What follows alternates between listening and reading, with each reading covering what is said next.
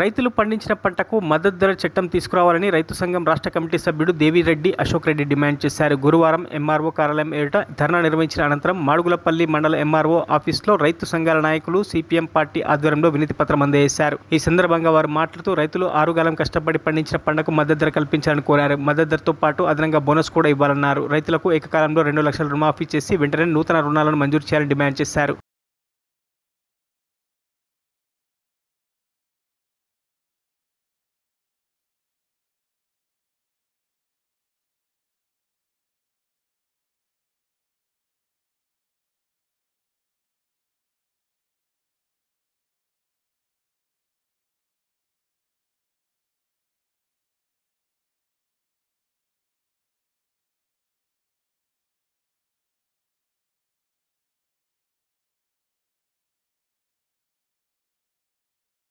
మరిన్ని అప్డేట్స్ కోసం మా ఛానల్ని సబ్స్క్రైబ్ చేయండి.